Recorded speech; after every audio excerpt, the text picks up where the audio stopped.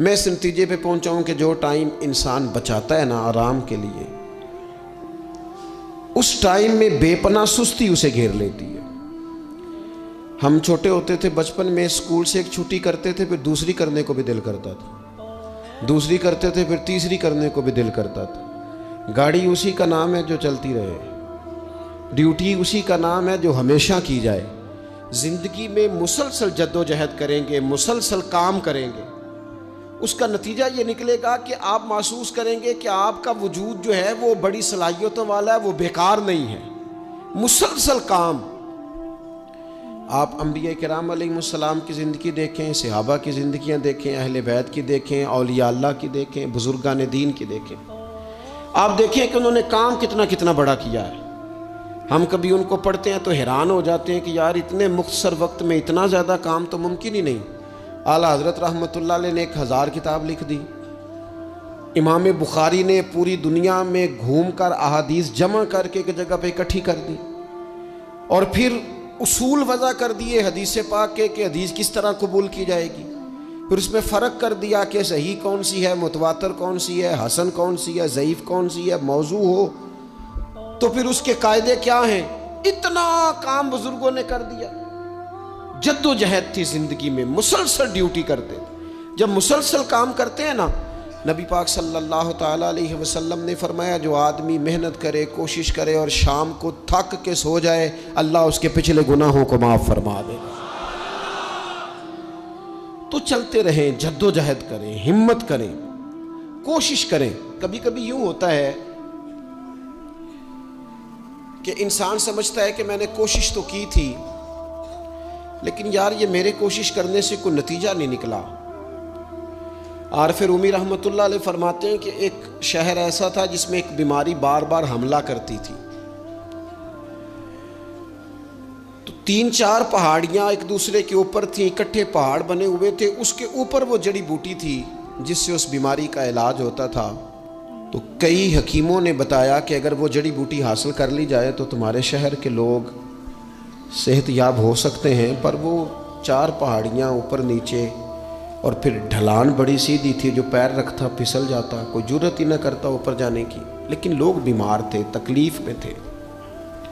बिलाखर एक शख्स ने इरादा किया कि कब तक लोगों को बीमारी से सिसकते, तड़पते, मरते देखता रहूँगा। उसने कुल्हाड़ा उठाया, हथौड़ा उठाया, पहाड़ काटना शुरू किया कि मैं सीढ़ियाँ बनाऊँगा ऊपर जाने के लिए।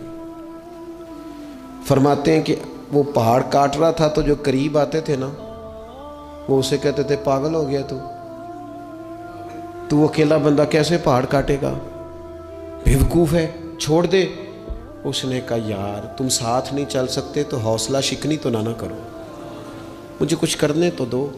सालों लग गए, एक पहाड़ काट के सीढ़ियाँ बनाई उसने, फिर दूसरा पहाड़ शुरू किया, फिर सालों लग गए और 2 पहाड़ काटे थे, बुढ़ापा आ गया, बीमार हो गया, मौत का वक्त आ गया।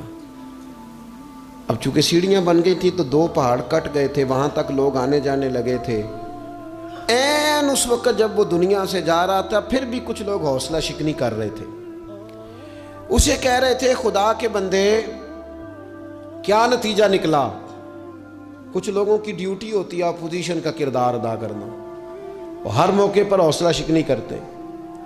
अब उस पर आखिरी वक्त आ गया है, बावजूद उसके कुछ लोगों ने जाके कहा क्या नतीजा निकला जी, तेरे ऊपर मौत का वक्त आ गया है, तू ऊपर तक तो जा नहीं सका, फ़ायदा क्या हुआ। वो कहने लगा बेवकूफ़ो तुम्हें पता ही नहीं मैं कामयाब होके जा रहा हूँ। उन्होंने कहा किस तरह।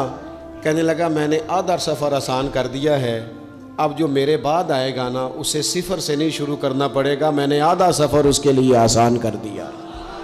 वो तीसरे पहाड़ से शुरू करेगा, 2 काटेगा तो जड़ी बूटी तक पहुंच जाएगा, लोगों को शिफा होने लगेगी अल्लाह के फजल से।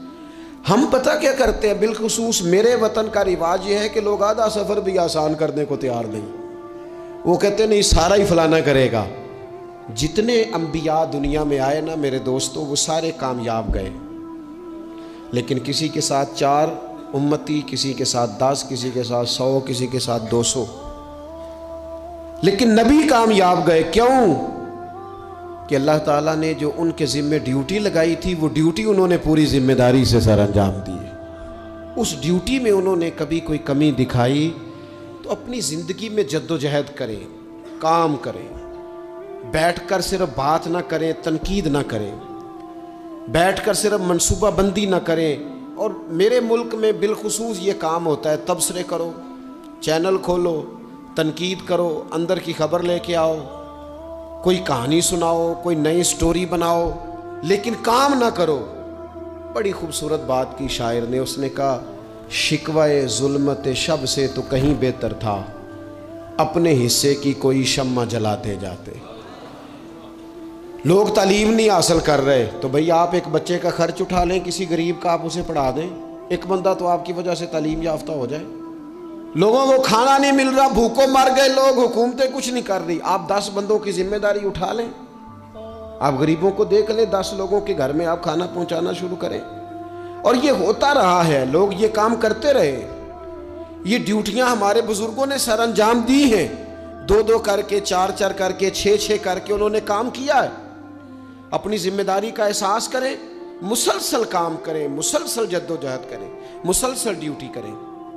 और फिर मेरी तीसरी गुजारिश आपसे ये है कि जिस तरह आप अपने अपने घर में आपकी जिम्मेदारियां होती हैं और अगर आप जिम्मेदारी अदा नहीं ना करते तो एहतजाज होता है।